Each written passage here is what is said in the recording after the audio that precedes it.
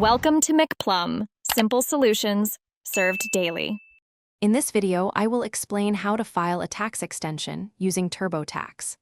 First, understand that an extension gives you more time to file your return, typically an additional 6 months. However, it does not extend the time you have to pay any taxes owed. You still need to estimate and pay your tax liability by the original deadline to avoid penalties.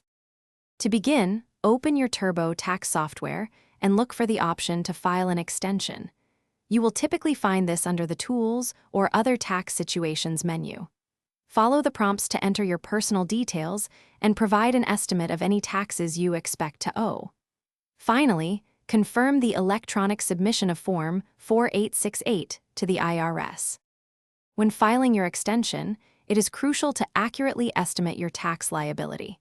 If you expect to owe taxes, you must pay that estimated amount by the original tax deadline to avoid penalties and interest. An extension only grants more time to file your paperwork, not to delay payment. Use TurboTax's tools to help calculate your estimated payment. After successfully filing your extension, you will receive a confirmation.